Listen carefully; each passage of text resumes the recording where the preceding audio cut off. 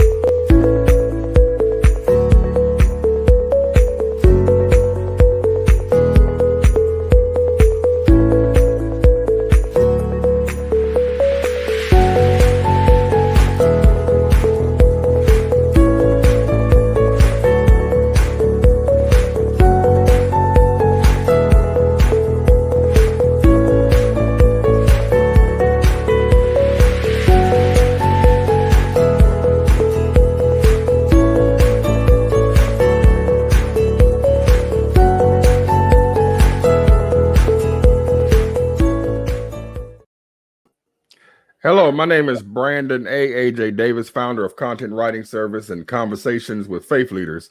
I'm delighted to be able to be with you again today with a very important conversation with my friend and colleague, His Grace Bishop Emilio Alvarez, who is the rector of the Gathering Place, the Cathedral of the Gathering Place in Rochester, New York. Bishop Emilio Alvarez is one of the respected church fathers who has given us not only dignity in service, but as well as dignity in the information that he emanates from his office as a pastor, as a teacher, as a bishop in the Lord's church, making sure that we are, as the text says, not ignorant. And so I'm grateful to be able to have him to articulate this conversation today, which this is a new series that we're starting on Conversation with Faith Leaders called Conversations with the Church Father. Bishop Alvarez, glad to have you today. It is so wonderful to be on with you today, Doctor. Thank you so much for having me on. I'm thrilled. Yes, sir. I'm glad to have you. I'm glad that your schedule was available for us. I know we tried this a couple of weeks ago. You was traveling in Texas, and I was not home. I was with my parents, visiting with my parents, and the Wi-Fi connections would not work in our favor. But thanks be unto God, we was able to set this up again. So we can have this conversation. I won't belabor the moment long. I do want to get right into the conversation today. And the first question that I want to ask you, Bishop Alvarez, share with us a synopsis of your ministry journey from calling to ordination to being enthroned as a bishop in the Lord's church. Well, thank you. You know, a small synopsis would be, I grew up in the church. My dad is a bishop in a Pentecostal denomination still to this day. And grew up in the church, stepped aside when I was 15 to about 19, 20. But I think it was 14 when I was in a humongous auditorium at a conference with my father. And this woman who was sitting down there next to me, she started speaking to me, and her conversation was weird. I thought it was so weird at 14 years old. And I said, well, you don't know me, but she kept just speaking life into me. She said, you know, you're going to be a pastor, a clergy, a minister like your dad, and you're going to do great things, greater things are you going to do. And I said, well, you don't know me and you don't know my dad. And it was so weird. But that was the call upon my life. At 14, that's when I kind of really believed that God had a call upon my life. Stepped away for some time. Life was life. Got into some trouble. Did some things I wasn't proud of. Came back to church and back to Christ. Really around 1920, around that time. And really had an experience with God at a Ruby Tuesdays via the song "No Weapon Formed Against Me" by "No Weapon" by Fred Hammond. Had a real encounter, real phenomenological experience with the Lord and the Holy Spirit, and was marked from that day forward. And from that day forward, I've been walking with God and walking towards this call. Went to school. Was under some wonderful, fabulous preachers, teachers, fathers, and mentors who taught me in the faith, including my own biological father. Started pastoring around 2021. So I've been pastoring since that time. And around, I believe it was like 27, 28, around that time. No, a little earlier. I began to be called to and drawn to the early church, liturgy, sacramentality, and met a man by the name of Wayne Busada, who formed me, taught me, brought me into the diaconate, after the diaconate into the priesthood. And then in 2011, I was consecrated, ordained as a bishop in the Lord's Church. And been walking with him ever since in that particular role since that time. So that's a short synopsis, a very brief ministry journey. So since that time, since you've been in ministry, serving in both capacities as a deacon in the Lord's Church, now in the Methodist Church and African Methodism, we're ordained deacons, and then we're ordained elders. And then your chosen track of ministry will determine the prefix. If you decide to be a local, that means your ordination is really only suitable for the local church in which you serve, your home church. Right. If you decide to leave that church, then you will have to have permission from that church to release your ordination to serve someone else. But if you decide that God has called you to be a pastor, we refer to you as itinerant elders in the church. So after you was ordained a deacon, then you was ordained a priest, right? And then you are in your faith, your tradition faith, ordination as a bishop is not a consecration; it is an ordination because it's a third rite. Deacon, priest, bishop. It's to some degree, it's actually synonymous. Ordination, consecration. A consecration is an ordination. You're really being ordained into the fullness of the priesthood, right? That's what the episcopate, the tradition tells us. That's what the episcopate is. It is the fullness of the priesthood. However, the consecration comes in terms of being consecrated, set apart, set holy for that purpose, to be the overseer, to be the father in God as the bishop. And so the terminology can be used to some degree interchangeably, if that makes any sense. Gotcha. So after that experience, then you attended seminary. Where did you attend seminary? I went to actually, I didn't graduate from high school, Dr. Davis. I didn't graduate from high school. When I left my house at the age of 15 years old, I dropped out. Went back at 20 years old with no experience, got a GED book off the shelves at Barnes & Nobles, still remember. I heard the Lord say 3 days in prayer and fasting, and I went to go take my Bible in with me to my prayer closet, and the Lord said, no, keep your Bible outside, bring in the GED book. And I went into prayer and fasting for 3 days, and I would pray for an hour and study for an hour, pray for an hour and study for an hour, after 3 days, I came out of my prayer closet, took the GED test and passed it without being in school for 5 years. After that experience, I went and got a bachelor's degree that was unaccredited. I was actually duped. By an organization. And this is, I as an educator, I always like to make sure that people are getting their degrees from schools that are accredited properly, because it happened to me.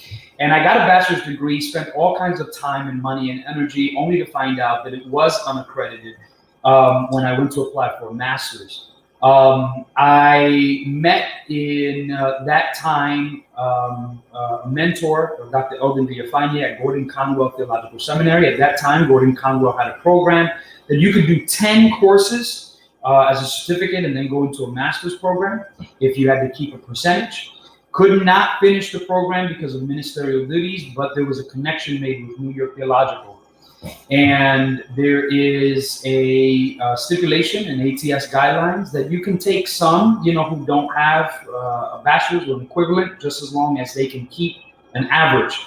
Well, I did more than keep my average, and so I ended up at New York Theological Seminary, did a master's in religious education, and right from my master's in religious education at New York Theological Seminary, went to Fordham University and did a Ph.D. In religious education, and graduated with that Ph.D. about 3 years ago.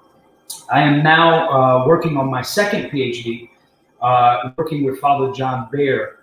Father John Baer is a prolific theologian, Eastern Orthodox priest, and he is now at Aberdeen University. So I'm working on my second Ph.D. with Father John Baer, connecting contemporary Pentecostal spirituality with Saint Simeon, the new theologian. So that's my kind of academic educational background. Amazing. Absolutely amazing. I admire all of my friends and colleagues who are pursuing additional doctoral degrees. It is my prayer and hope that I will be able to start the process for a PhD soon. Yeah. I feel like I'm in I joined, I have to use the correct language since I'm live. I became a member of Alpha Phi Alpha Fraternity Incorporated.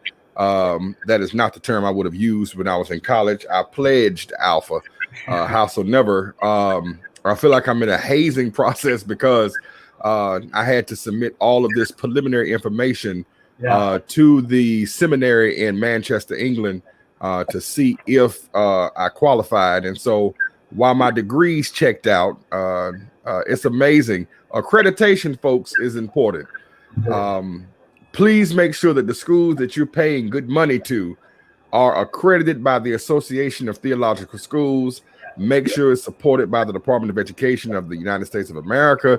Make sure that your degrees are accredited, because you can really get yourself into some uncomfortable situations paying all this hard-earned money for degrees you can't use. Absolutely. So congratulations on doing that. Let me ask you this question. What are your concerns regarding the fallacies regarding the episcopacy in today's culture, and has it become common practice? And let me kind of shape this question. Bishop Alvarez has what Jennifer Benton and I often refer to as chosen violence. He has taken to Facebook on numerous occasions to debunk, to challenge some of the things that we say, the terms, the acts that we all participate in, well, not all, some persons have participated in, and calling it acts of the church. And so this is what sparked the conversation, is that some of the things that we are seeing, the vestments, the use of vestments, titles and the use of titles, practices that we're seeing today as it relates to the church. Everybody wants to be a bishop.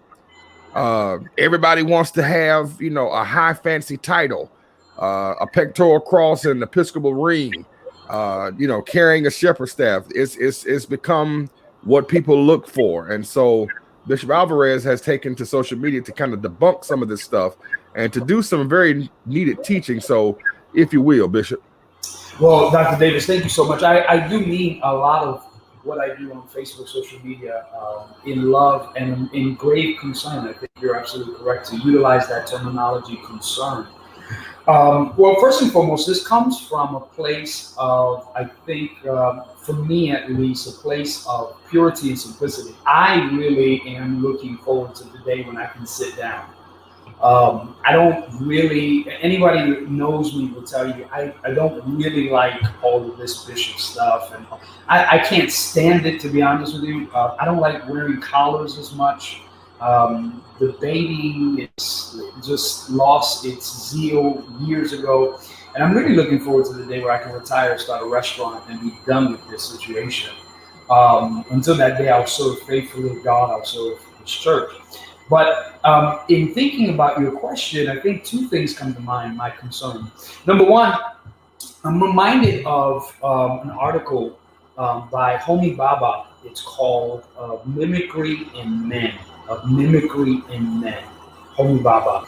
And in his article, wonderful philosopher, leading philosopher, he makes the distinction between the authentic and the mimic, right?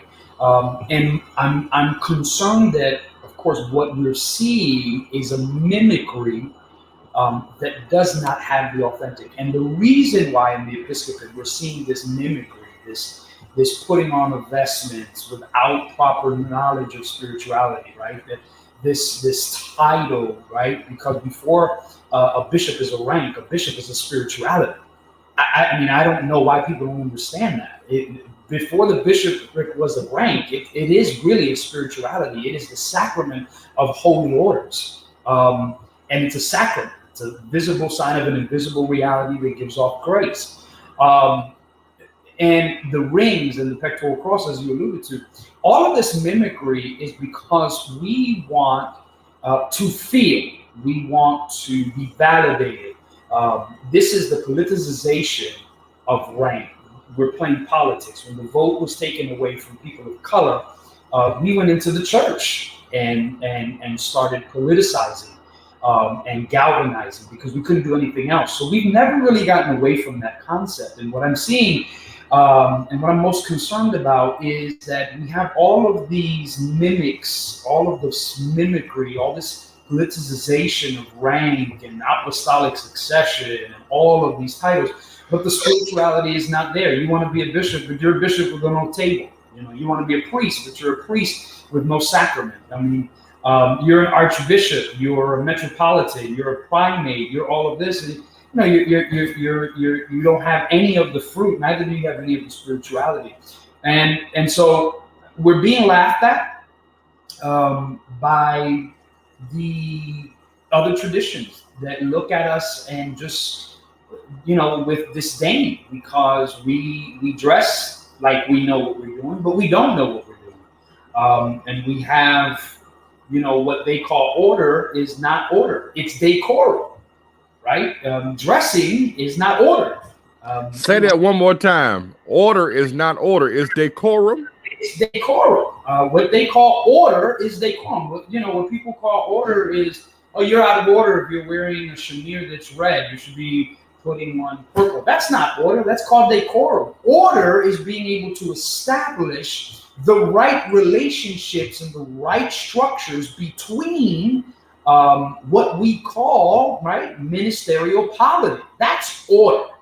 But they call order dressing. That's not order. Dressing is decorum. Putting on a pectoral cross is decorum. You're out of order if you are not abiding by the structures that have already been set, you know, within the tradition. And so it concerns me that they are bringing innovation into a tradition that has already been set. If that makes any sense. Absolutely. And so as I have began to look at some of the things, it's amazing that many people who begin new ministries, they start these new ministries, and the first thing that they want to do is to designate themselves titles. Right. They designate themselves to offices and positions that cannot really be defined. And the thing I guess that bothers me the most is that there are certain things that have existed for years. Right. And while I'm a forward-thinking person, I like to believe I'm a forward-thinking person, there are just some things that just have a clear definition of what it is. This is what it is.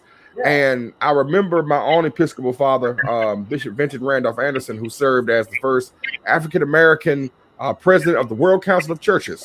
a beloved ecumenical leader who wrote a book some years ago before he passed away. He wrote a book about what does it mean to be a bishop in the Lord's church. And one of the things that he did was challenge the use of certain titles that we use in African Methodism. Is inappropriate to refer to our bishops as the Right Reverend because they are general superintendents. They were not ordained to a third order, and so we use titles that do not reflect its proper usage in our organizations. John Wesley, first of all, did not want to found a denomination. Right. Methodism was supposed to be a movement. Right. And so when you take a look at history, we have convoluted some of the things that were not intended to be used in this faith tradition, if that makes sense. Makes total sense. I'm reminded, I say this all the time to my students, of St. Vincent of Lawrence, dicas nova non dicas nova, Latin for speak newly, but don't speak new things. Every generation, right? Speak newly, but don't speak new things. Every generation has its responsibility not to make up the song, but to remix the song. The lyrics stay the same. And that's the tradition. So people are like, oh, well, you're talking about, traditionalism. No. I'm talking about tradition, right? Not traditionalism. And the way Pelican explained it, right? The tradition is the living faith of the dead. Traditionalism is the dead faith of the living. Wow. And so when we talk about, for example, we've got all of these people running around talking about they got succession from this, succession from that, and none of the succession has anything to do with the early church, with the fathers of the church. They don't even keep with the apostolic teaching of the church. How do you have succession? The other debate is, for example, we're having in the tradition, if you're going to recover the great tradition, that which has been believed everywhere, always, and by all. In our tradition, any consecration that occurs outside of the Holy Eucharist is invalid. Any ordination that occurs outside of the Holy Eucharist is invalid, period. And it's not that you celebrate the Eucharist with the person that's being ordained and you leave the congregation out. No, you're still disconnecting the head from the body. And it's not a valid Eucharist. And if it's not a valid Eucharist, it's not a valid ordination, period. I mean, the tradition is clear. So why would you want to claim something historical, right, that you have to make yourself feel better about yourself, while you are just totally, debunking and shunning the historical responsibilities? And I think absolutely. I'm sorry, go ahead. No, I was saying absolutely. I agree with you. Yeah, I think sometimes, I wonder if people look at the church as a place to be somebody because outside of the church they can't. I want you to pause right there. Now that is a deep moment to just rest on. That's my seminary professor, Dr. William Augman, would say, flesh that out. Flesh that out. Because we know in the African American tradition, right, the church did become a place where we could become respected individuals. Right. If you were considered a mother in the church, you was respected. People they no longer call you Mrs. They no longer call you Miss. Right. They didn't call you. They definitely did not call you by your first name. They referred to you as mother, or if you were a deacon, or if you was a steward. As in Methodism, we refer to stewards because deacon is an ordination for us. So we refer to the lay leaders, stewards, and trustees. They refer to you by your title, same as the preacher. And if you were a learned preacher, seminary trained, having accumulated a degree, you were considered high class. I mean, because you were somebody. You may have worked in a pig pen Monday through Saturday, right? But on Sunday, you put on your Sunday's best, and you was considered someone important. So put some flesh on that for me, because I think that's a deep connotation. Yeah, I think so as well. In terms of identity politics, we as Black and brown people, thank God for being able, I think, to have an identity that's wrapped in the church, that's given by the body. But I think now it's getting to a place where the politicization of identity is really because we have nothing else, not because of a Solomon holy call, right? That whole Solomon holy call. And you see this because, back then, as you were referring to, and I remember those days because my grandmother was, one of those mothers of the church, and it was serious. It was this. I guess this sold out, right, for the church, sold out for God, sold out for Jesus. It was so ingrained, but it wasn't so ingrained in terms of just a rank or a title. It was a practice. It was a spirituality. Those were the people who were first there. They left late. They gave the most. Yada yada yada yada. Right. But today it's not that. Today some of it is not that. So today it's just like, I got the rank. I want the acknowledgement. I want you to call me by this. You have to call me by that. And it really is because I have nothing else over here in life. I've done nothing else in life. For some people, not for all. I've done nothing else in life, not because I feel a call, but because I need to feel like I'm validated. I need to feel like I'm someone. And then they get upset. God forbid if you tell them, well, you're not really, that. And that becomes offensive to them because it's so much part of their identity, so much part of the political persona that they see themselves in. I had the pleasure of working for the Department of Homeland Security for the better part of 4 or 5 years as a religious service specialist through the Jesuit refugee services. And I'll be honest, Rev, for me at least, I got to a place where I just didn't even want to be called bishop. I'm sometimes at a place where I don't even want to be called bishop anymore. I just want to go back to being called pastor, or reverend is fine, or minister, because I'm not wrapped into the identity politics of what this is. And it's clear because for me, it's a spirituality. It's a way of honoring God. It's a way of serving God. But for some, it's not. For some, it's just the politics, And I haven't done anything, with my life, but I'm a doctor. You got your degree from, a cereal box. It came literally in a cereal box. You literally emptied out the cereal box and got a doctorate. But you are a doctor and you get upset if anyone does not refer to you by that, title. And it's because deep inside, you need that to be validated. So that's what I'm saying. Not everywhere, but there are a lot of cases. It's amazing how the similarities are the same. You're a part of a charismatic union of churches that have an Eastern Orthodox Catholic tradition background. Am I saying any of that correctly? Yeah, it's more of an Orthodox. It's a recovery of the great tradition. We don't see ourselves as Catholic or Eastern Orthodox. We have a good kind of tension between both traditions. But we're Pentecostals, charismatics that recover the great tradition. And so with that same connection, Methodists and charismatic Pentecostals, it's amazing. We have the same difficulties, the same estrangements from clarity. One of the things that I've noticed growing up in the church, my mentor and adopted mother, God rest the dead, her name was Dr. Oria Jones Wells. First of all, United States Army. She left the United States Army and became a United States Marine, trained at Parris Island. So she was a Marine through and through. I remember one summer I came home from college to get a summer job to pay off my car.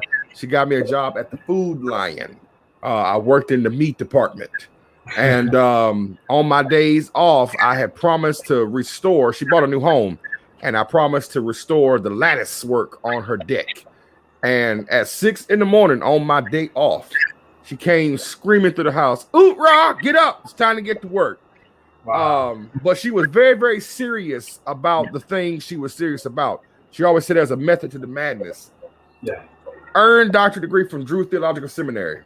Did the work. Colleagues that were male who had no respect for women in leadership would call her Sister Reverend. Jeez. She, being of short stature, would look up and say to them, "I'm not your Sister Reverend. It's Reverend Doctor. I earned it. I didn't pay for it. I earned it. I did the work. It's Reverend Doctor." And some people were turned off by it. They thought she was, boasting her degree. She wasn't. She was trying to get you to understand that when people have done the work, give them the respect that's due unto them. Right. But what often happened was preachers who got their degrees from a cereal box, from someone's living room school, would go and get these fancy robes with chevrons. Yeah. And demanded you call them doctor at every turn. Yes. And you easily consented to calling them doctor, but the people who earned a degree, you just couldn't. Right. And so, even on Bishop Anderson's birthday today, my Episcopal father, who I miss daily, died in 2014. I miss him every day. I still hear his voice when I was ordained a deacon at 18 years old. Like you, I didn't graduate from high school, Bishop, not in the traditional sense.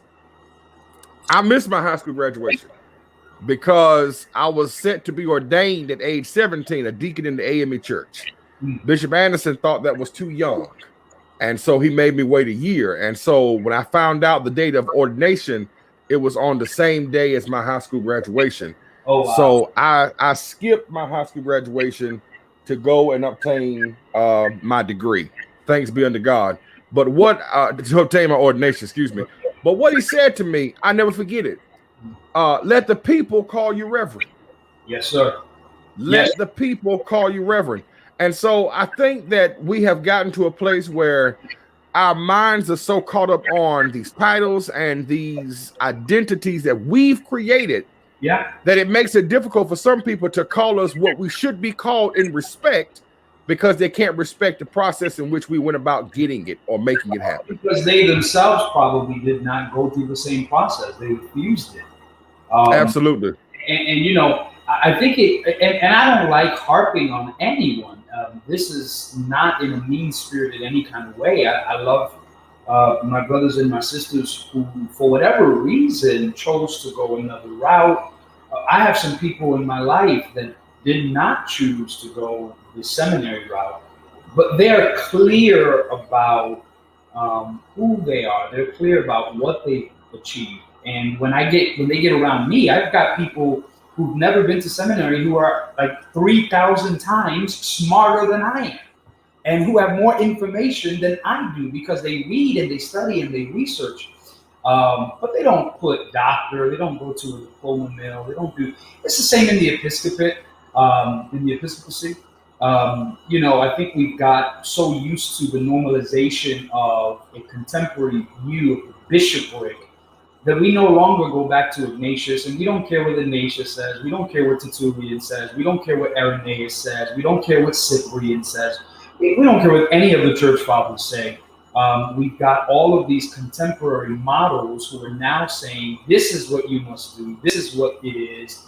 And so we don't pay that respect to those who have some type of hermeneutical proximity, who are closer to the tradition than our contemporary models. Not to take our contemporary models for granted, because I believe that some contemporary models have been of a blessing, but it's the same kind of philosophical spin that we see in academia, in the church, pertaining to this episcopate. I hope I'm making sense. Absolutely. So we're going to take a quick break, and then we'll come back with our last two questions for the day.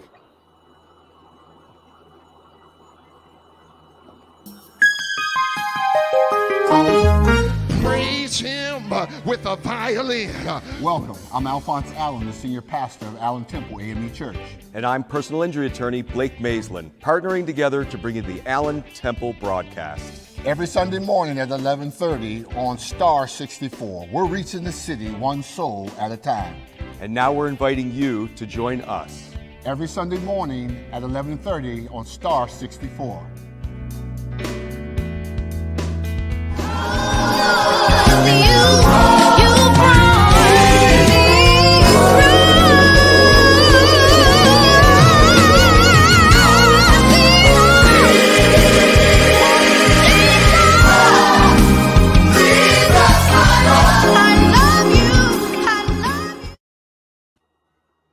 All right, Bishop, we're back. I want to ask you this question, and I want to have a little fun with this one. I want to push the envelope.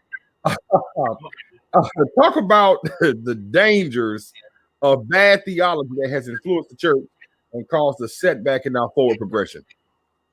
Woo! Oh my God. I'm probably going to get cussed out somewhere. Wow. Moralistic therapeutic deism. Moralistic therapeutic deism. That is probably and possibly the greatest danger of the churches for the next probably 40 years. Bishop, you see Jennifer Benton is watching. Yeah, I see, yeah.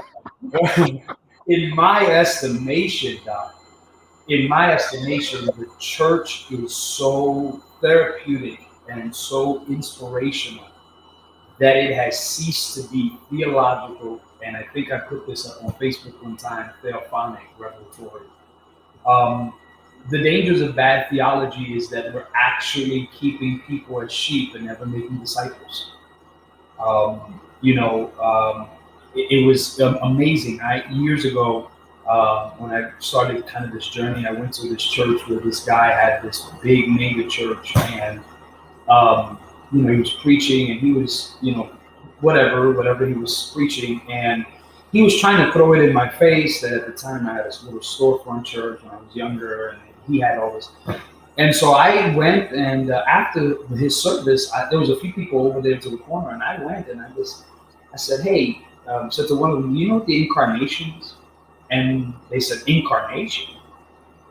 There's a carnation milk? I said, no, incarnation. I said, can you recite the Nicene Creed? The Nicene Creed? Yeah. Do you know the difference between God the Father and the Lord Jesus Christ? And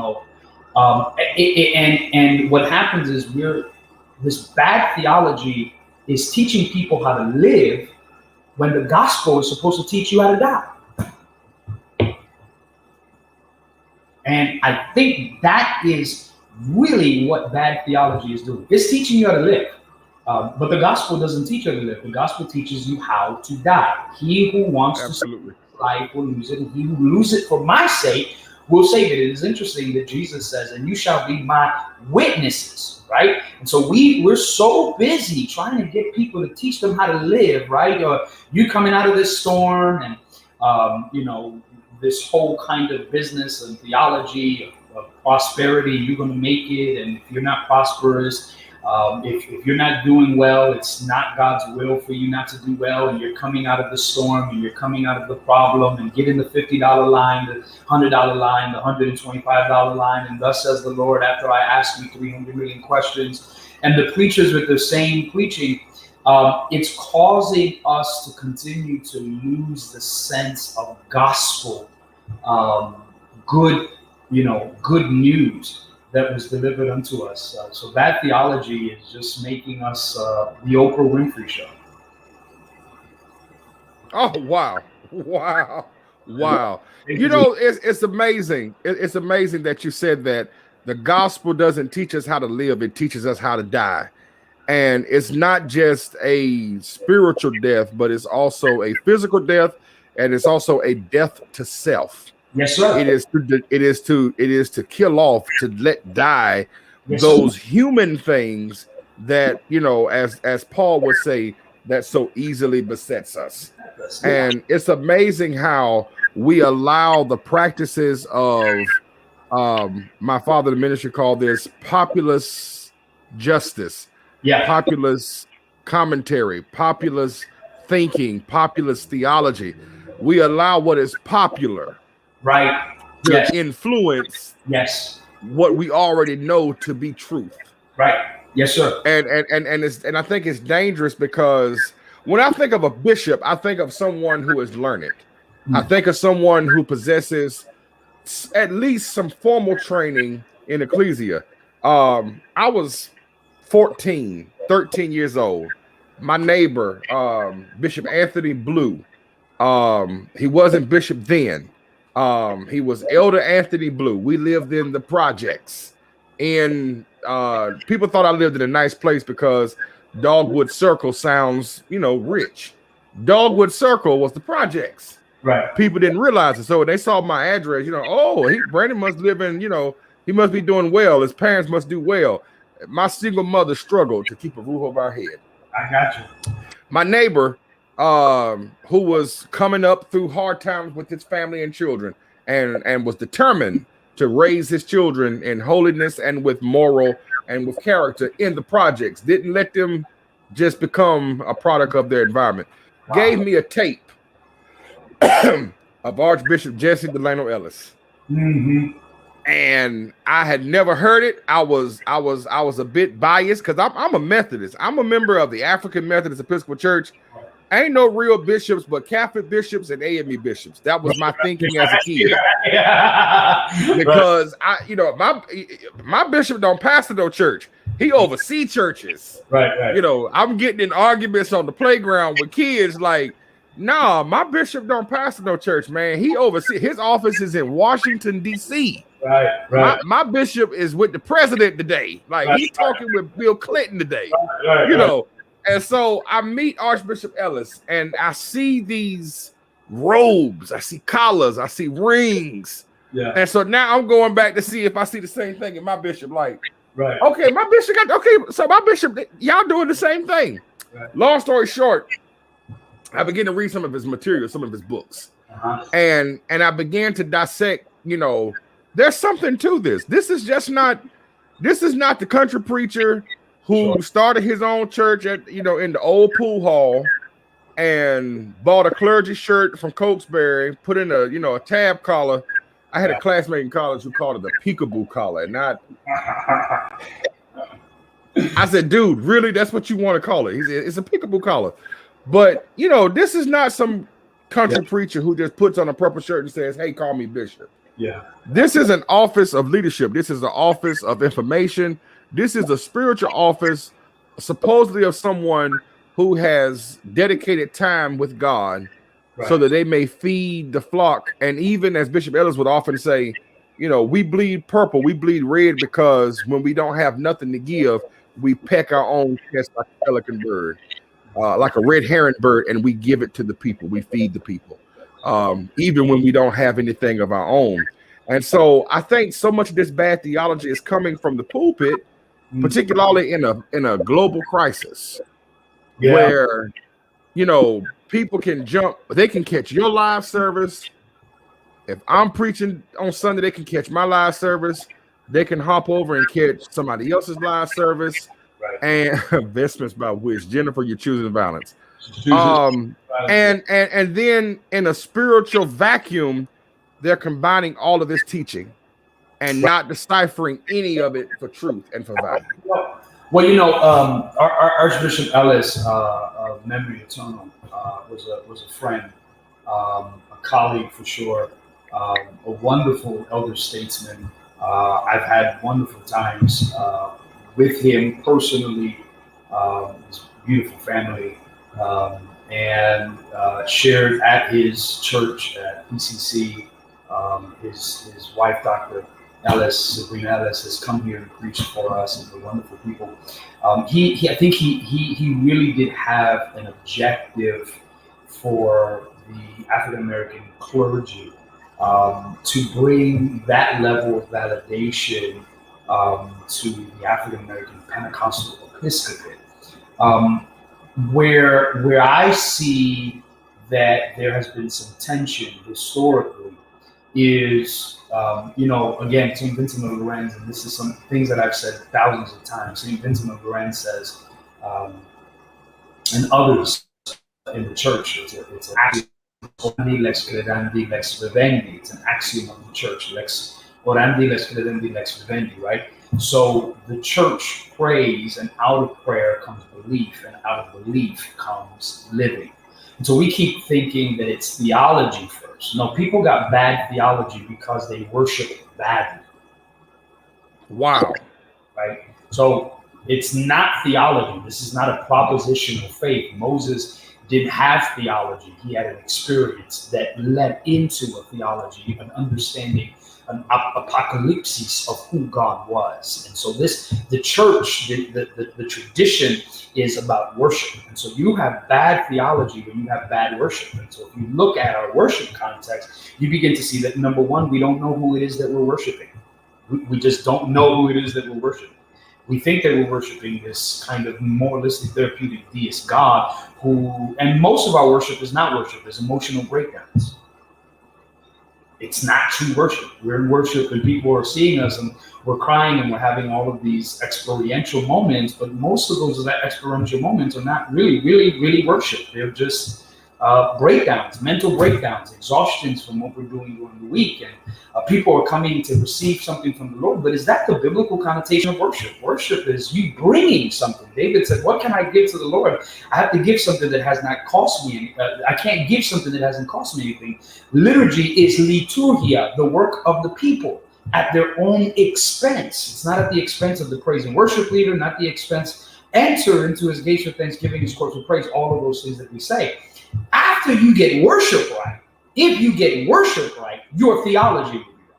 And so what we have in the Afro-Latino charismatic Pentecostal context for the episcopate, at least the way that I see it, not everywhere, but in some sense, is that the reason we got bad theology for the episcopate is because we've got bad worship for the episcopate. Period. Absolutely. We don't have the worship of the episcopate, right?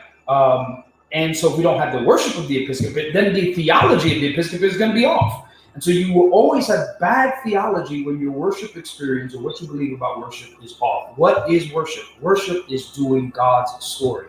Here at the Cathedral and the UCOC at large, we celebrate the Eucharist every week, every single week. Every single week we're celebrating the Eucharist. Every single week we have Mass.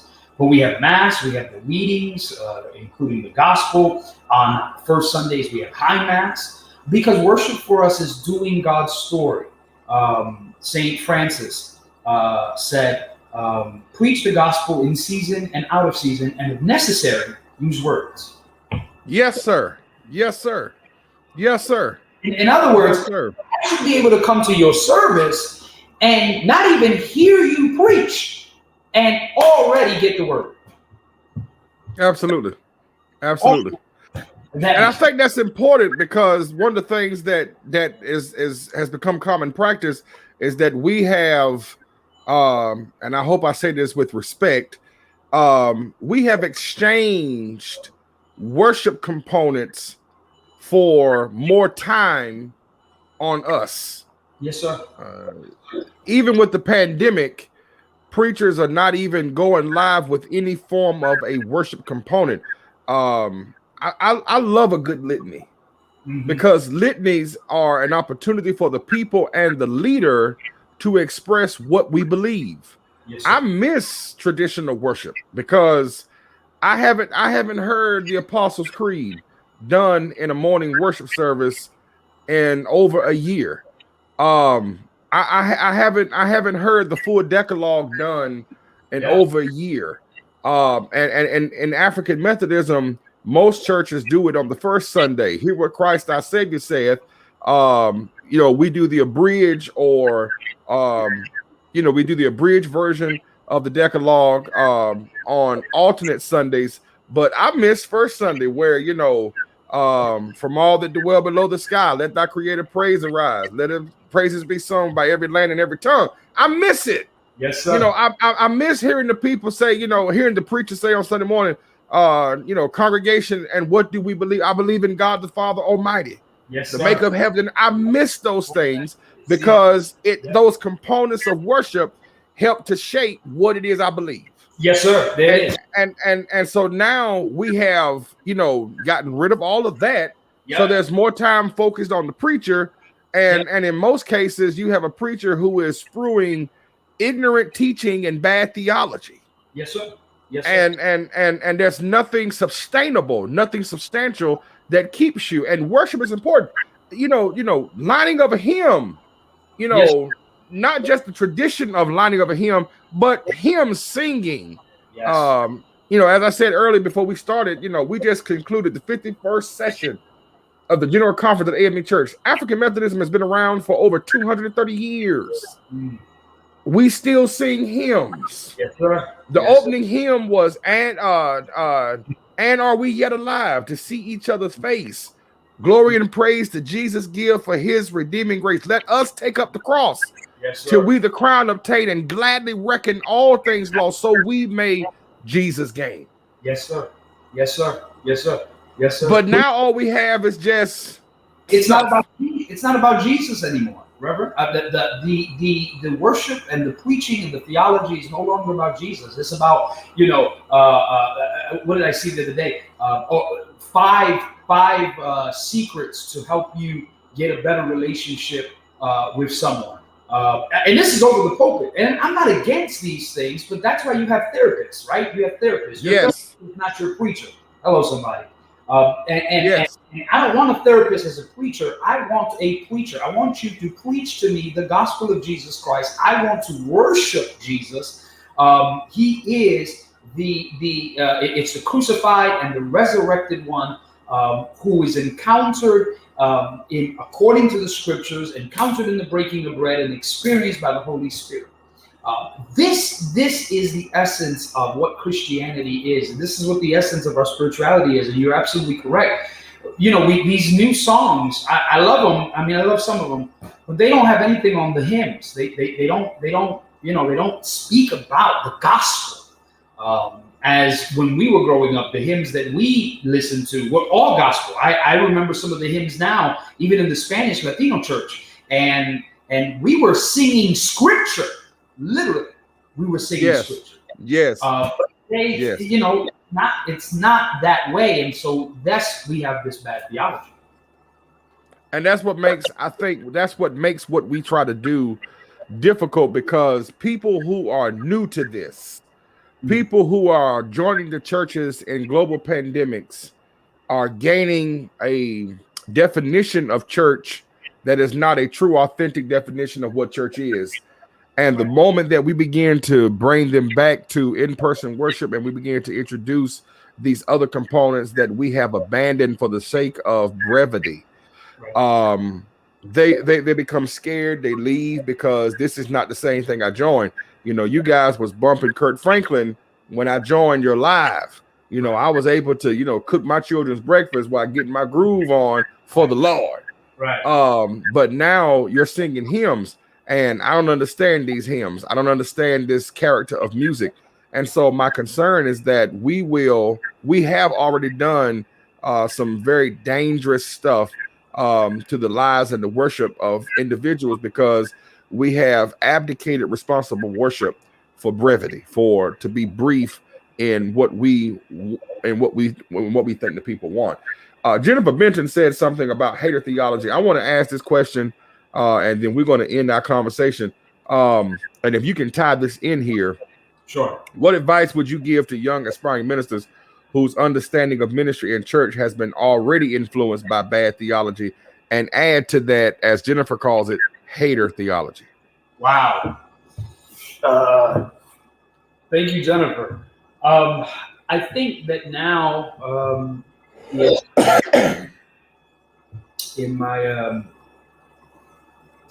in this kind of season of my life that I'm in now, over 20 years of ministry full time, I would really tell aspiring ministers to not go quickly.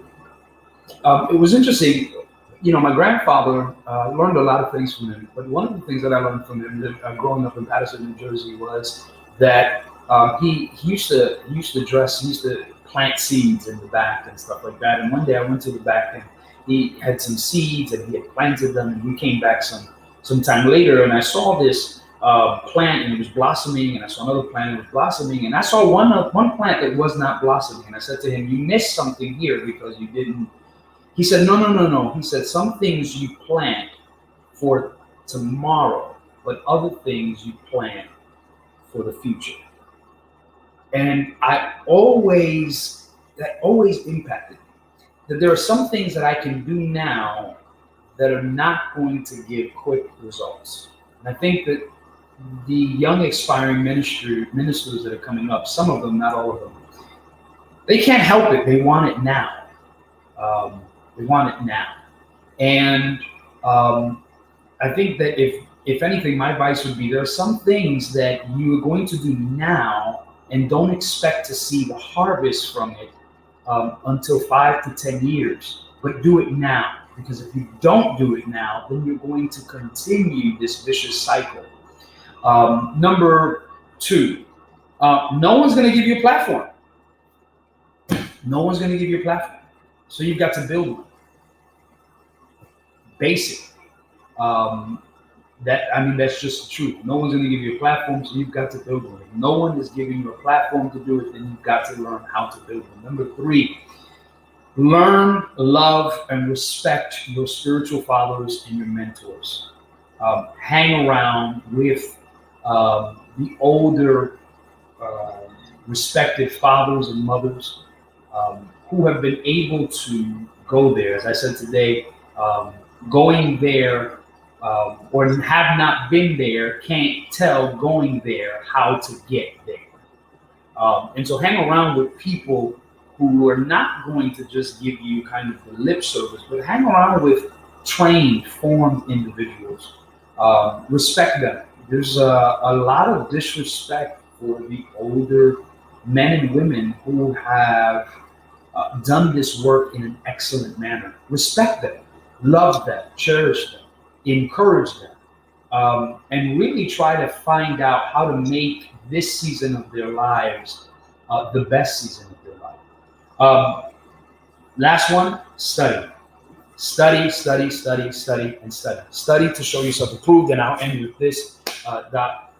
When Paul tells Timothy, study to show yourself approved, that word study there is doikimos. Doikimos refers to a process of coin making. In the ancient Orient, when you wanted to make a coin, you would melt down the metal, and then the metal would go into a cauldron, and then the cauldron onto a smaller kind of mold, and then you let it cool, and then you shade it a little bit, and that's how you got your coin, right? But as time progressed, some people found out how to take the amount of metal, right, and split it in two, right, and make 2 coins instead of 1. Therefore, they were putting into circulation coins that did not have the same weight. Okay, they more coins but less weight. But there were these gentlemen, there was these men who were called doikimos. There was these individuals who were called doikimos. These doikimos meant authentic persons. Doikimos. They were the ones who kept the old school way of coin making because they put the full weight of the metal into the cauldron and into the mold, thereby putting into circulation coins that had the full weight. That was what doikimos meant. And so when Paul tells Timothy, study to show yourself approved, what he's saying is put in the full weight of the gospel into circulation. Don't shave anything off, right? Because those shaving off and making 2 coins out of 1. But Paul is saying, no, study to show yourself as one who puts into full circulation the full truth. And that's kind of the last thing I would tell young aspiring ministers. Bishop, wow. That's all I got. Wow. That is amazing. Bishop, I want to thank you for taking time out of your schedule to be with me today. I really appreciate it. This has been what I think a very much needed conversation, and one that I will continue to have with leaders of our Christian faith. Let me just say it that way. Leaders of our Christian faith across the breadth of Christianity. Please do not be discouraged, ladies and gentlemen. There will also be an added series, Conversations with a Church Mother. I'm looking forward to having several of our female clergy persons who have served in the church, who have given their lives to ministry, to have this conversation and to learn from them as well, because I do believe in inclusivity in ministry. Bishop, as always, I ask all of my guests this question using the context of our conversation. Define unholy silence. Unholy silence is silence which does not call you to live apart. That's unholy silence. When you are quiet and that silence leads you or others to not live apart or consecrated, that's unholy silence. Amazing. Absolutely amazing. Bishop, once again, thank you so much for taking time out. I really appreciate it. And I look forward to having you again as we have some more dialogue about the work in which we have been called to do in this particular vineyard. Thanks again, Bishop. It has been my honor and my pleasure, Rev. Thank you so much for the invitation. Anytime, man. The Lord be with you. Thank you. We will do it again. Absolutely. As always, I try to offer some information as I learn, as I glean from it. I want to bring to your attention a book that I think you ought to get. This is called A Theology of Making Art Plus Faith by Makoto Fujimura. And it's on one of the things that made me purchase this particular book was that he talks about kintsugi. Kintsugi is a process of taking broken pottery and instead of throwing it away, or as he identifies it, ending its service, you mend it with precious materials such as gold or silver or platinum. And the mending of these precious metals with this broken pottery highlights an event of life. It doesn't make us invalid. It just simply highlights that this has been an event in our life.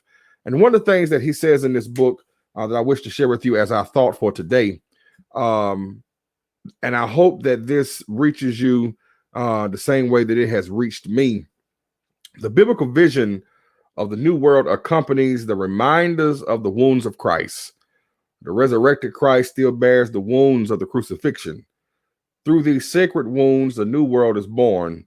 Through the revealing of the wounds still embedded in the new body of Christ, our faith is given for the resurrected Christ encounter with Thomas. The theology of making captures in part this paradox of destruction and of the new creation. This has been Conversation with Faith Leaders. My name is Dr. Brandon A.J. Davis, founder of Content Writing Service and Conversation with Faith Leaders. And I look forward to being with you again. And I invite you to stay tuned as we continue to have these very important conversations in this series, Conversations with Church Fathers and Church Mothers.